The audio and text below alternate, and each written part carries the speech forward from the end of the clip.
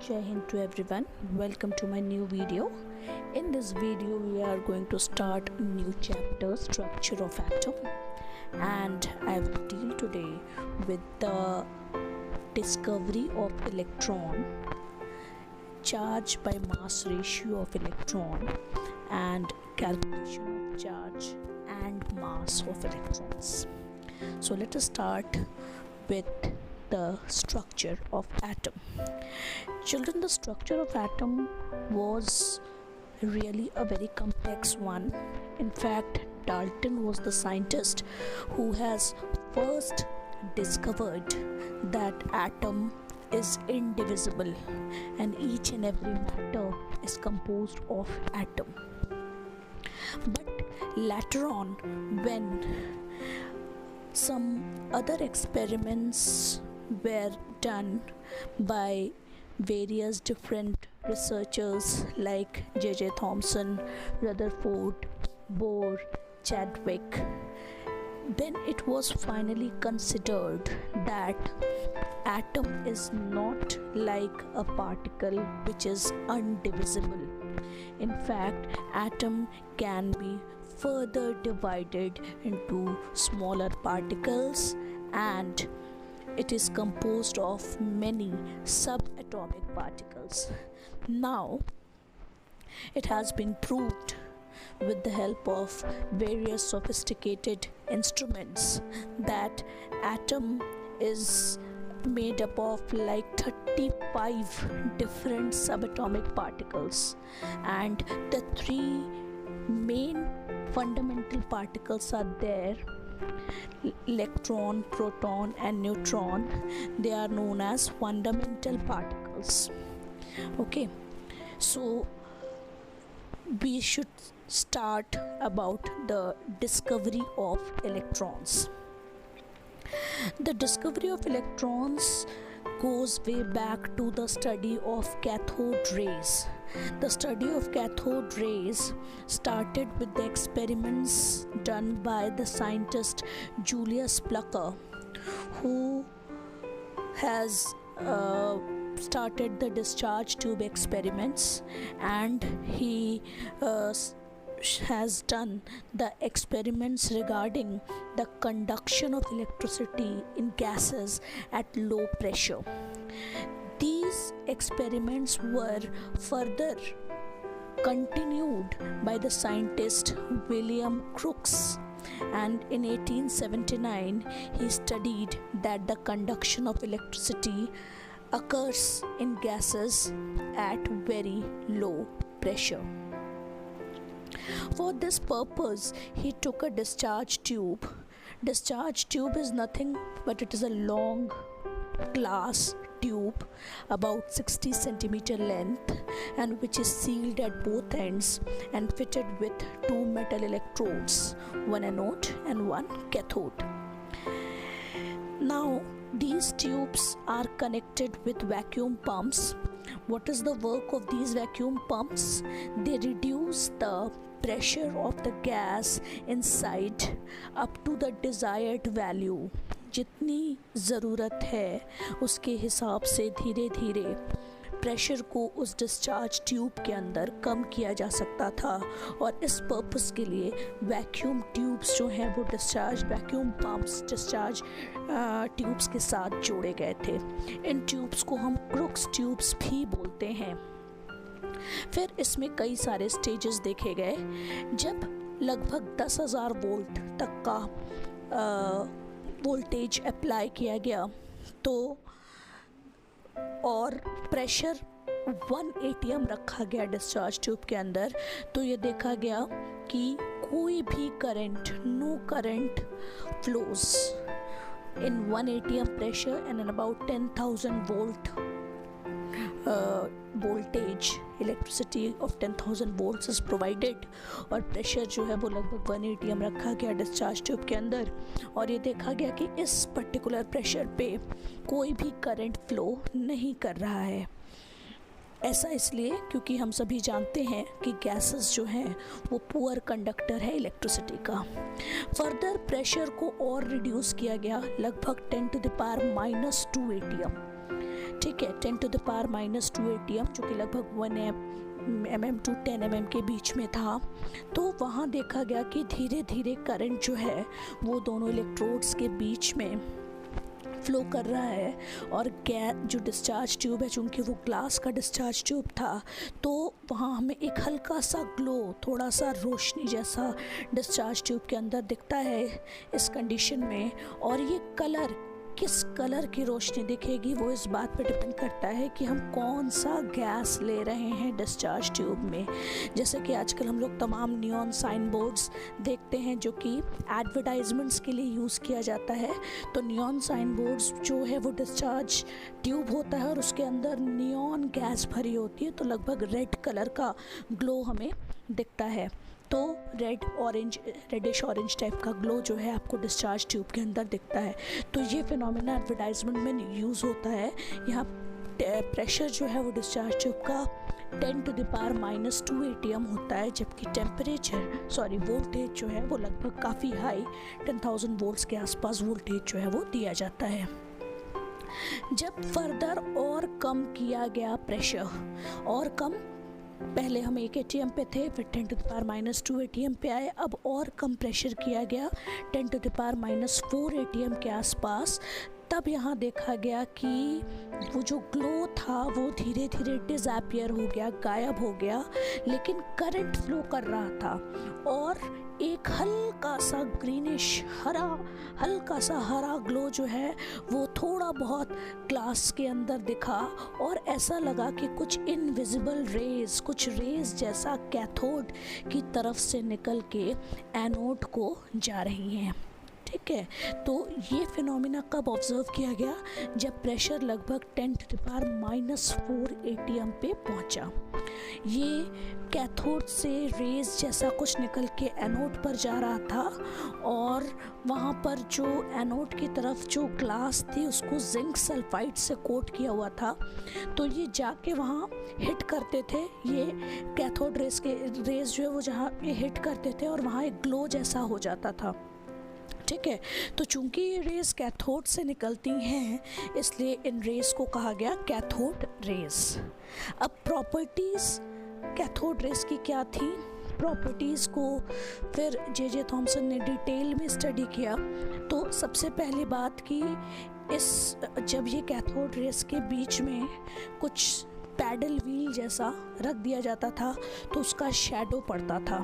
ठीक है, तो इसका मतलब है कि शैडो पड़ने का मतलब है कि ये जो कैथोड रेज है वो स्ट्रेट लाइन में ट्रैवल करती हैं।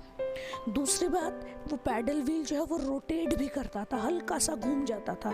इसका मतलब कैथोड रेज जो है वो सिर्फ रेज नहीं थी, बल्कि उसमें कुछ ऐसा पार्टिकल भी था जिसके अंदर मास था। तो वही मासिव पार्टिकल जब टकराता था पैडल व्हील से, तो पैडल व्हील हल्का सा रोटेट कर जाता था। तो ये कैथोड रेज में देखा गया। फर्दर क्या हुआ कि इलेक्ट्रिक फील्ड जब अप्लाई किया गया तो ऐसा देखा गया कि कैथोड रेज जो है वो पॉजिटिवली चार्ज प्लेट की तरफ मूव करती थी। इसका मतलब ये हुआ कि cathode rays must containing some negatively charge particle. इसी तरह जब मैग्नेटिक फील्ड में रखा गया तो कैथोड रेज जो है वो ऐसे डायरेक्शन में मूव करती थी जो ये शो करता था कि वो नेगेटिवली चार्ज पार्टिकल हैं उनमें। प्लस कैथोड रेस को जब मेटल फॉइल्स पे डाला गया, मेटल की पत्तियों पे डाला गया, तो वो हॉट हो जाते थे, they become hot, and this indicates that cathode rays produces heating effect. Cathode rays जब टकराती थी किसी भी मेटल फॉइल पे तो एक हीटिंग इफेक्ट आता था। फर्दर गैसेस के बीच में से अगर उसको गुजारा जाए, कोई गैस है और गैस के अंदर से कैथोड रेज जब गुजरती थी तो गैसेस जो है वो आयोनाइज हो जाती थी। आयोनाइज मीन्स उनमें आयंस बन जाते थे। They produces green fluorescence on glass walls of the discharge tube as well as certain other phosphorescent or fluorescent substances such as zinc sulfide।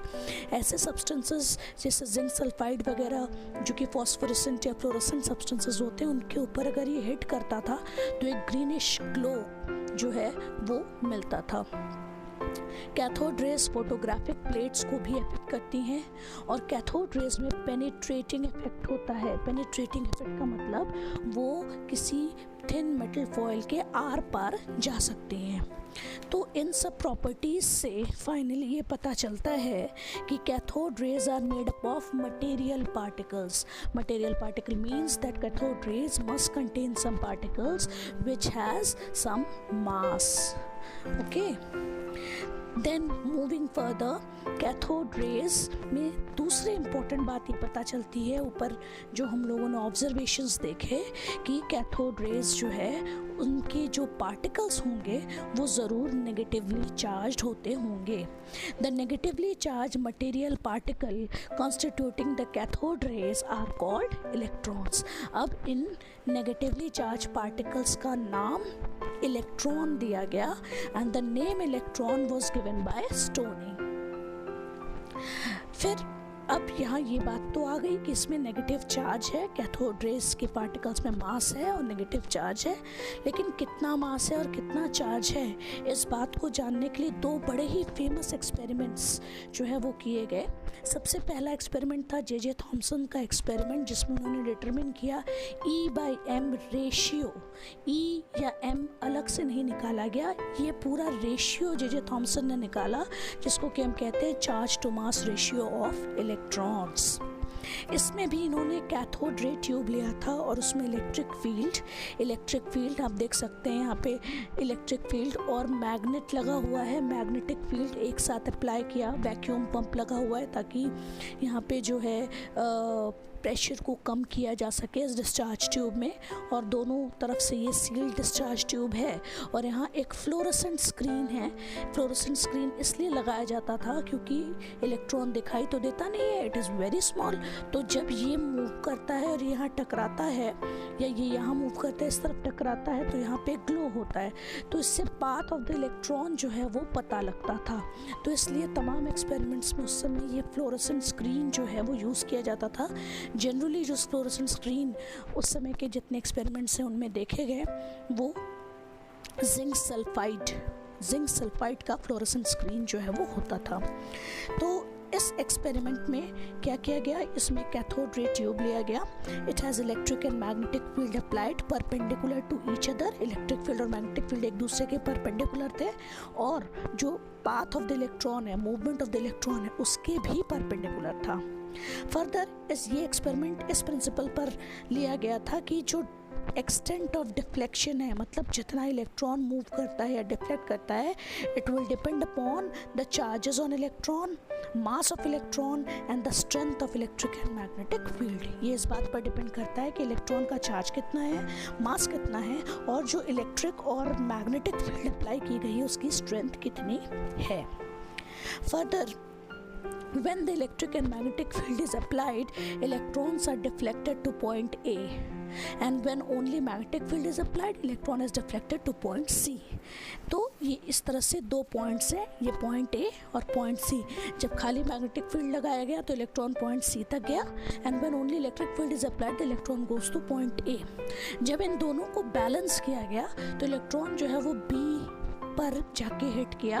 ये वो पॉइंट है जहाँ पर कि इलेक्ट्रॉन तब हिट करता अगर कोई फील्ड नहीं होता। ये बी वो पॉइंट है जहाँ इलेक्ट्रॉन तब हिट करता जब कोई फील्ड नहीं होता।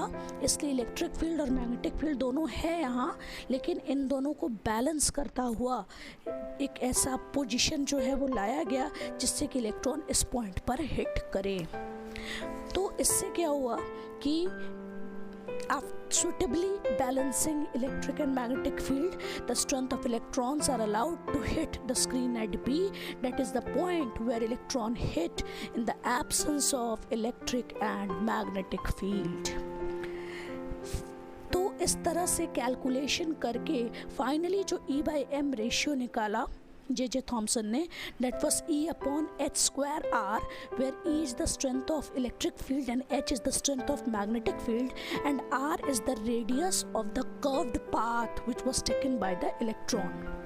अब यहाँ पे सबसे जो इम्पोर्टेंट बात है वो ये थी कि ये जो रेशियो उन्हें मिला, जे थॉमसन को जो ये रेशियो मिला, जब थॉमसन ने अलग अलग डिस्चार्ज ट्यूब्स में अलग अलग इलेक्ट्रोड्स डिफरेंट मेटल के बने इलेक्ट्रोड्स और डिफरेंट गैसेस यूज़ किए, तो भी हर बार E/m रेशियो उन्हें यही मिला।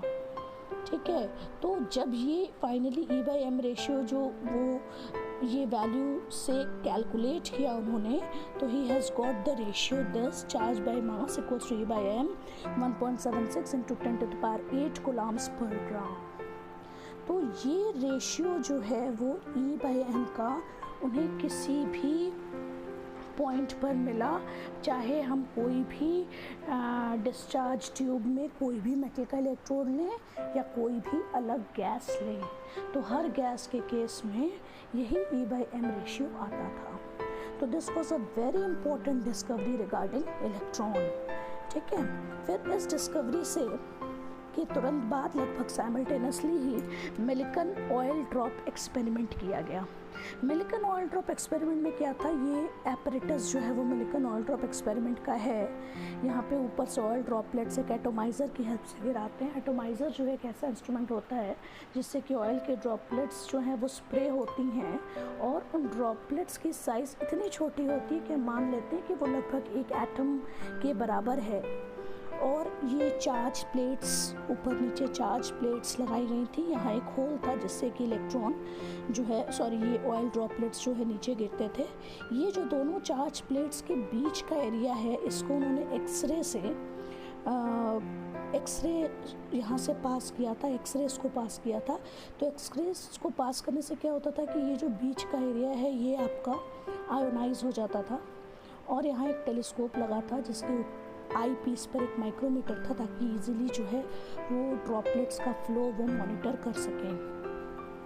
तो ये downward motion of these droplets were viewed through the telescope equipped with micrometer eye piece. By measuring the rate of fall of these droplets the mass of oil droplets were predicted.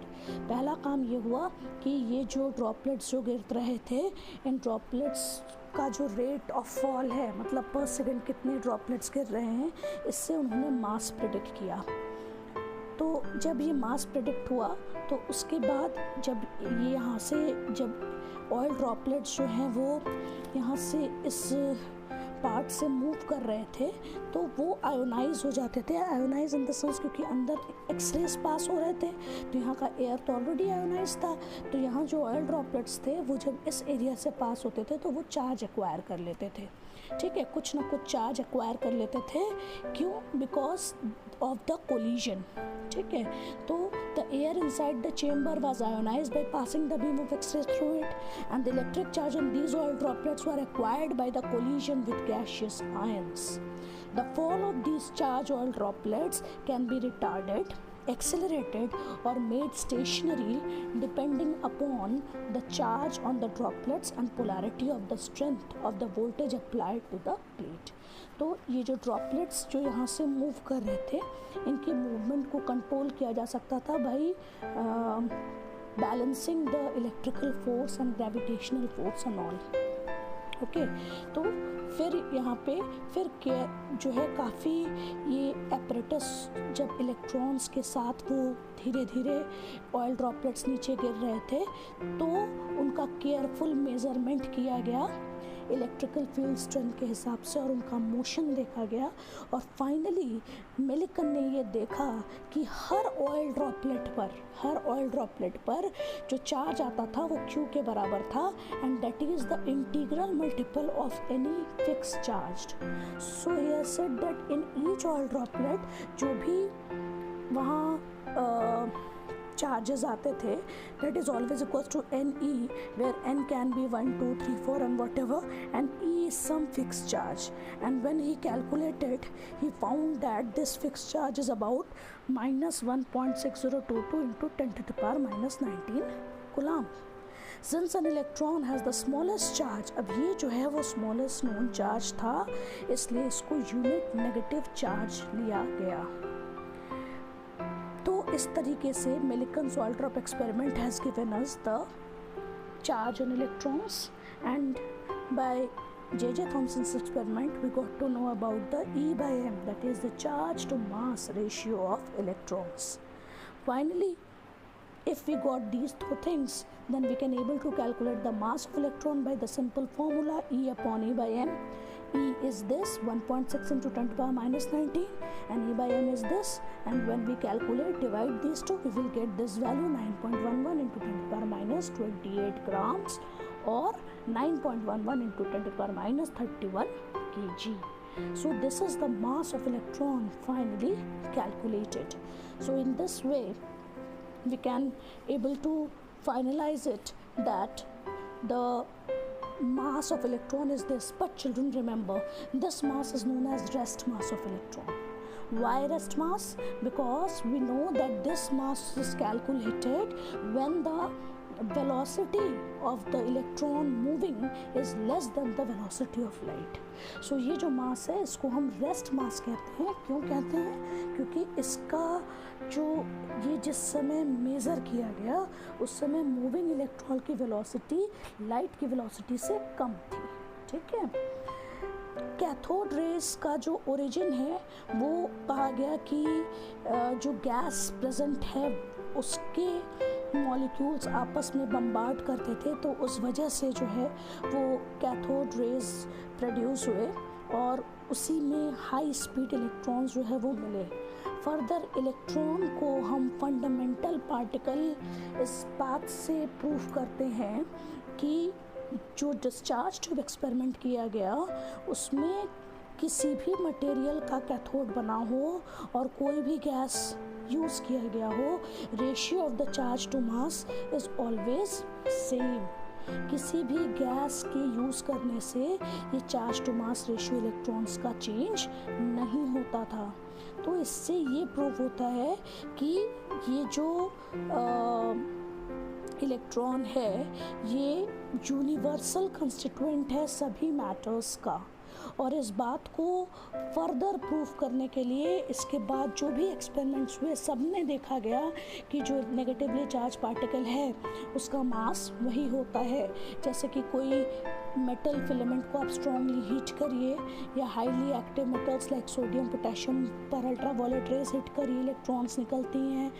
Bye exposing any form of matter in X rays या radioactive disintegrations जो होते हैं जिससे beta raise निकलते हैं, इन सब cases में जो भी इमिशन ऑफ इलेक्ट्रॉन होता है हम हमेशा देखते हैं कि the charge on electron is same, that is 1.6 into 10 to the power minus 19 coulomb, and its mass is also same. So we can say that electron is the fundamental particle of all matter. I hope you have understood the very basic point of the structure of atom, electron, which is involved in each and every chemical reaction. Thank you, children.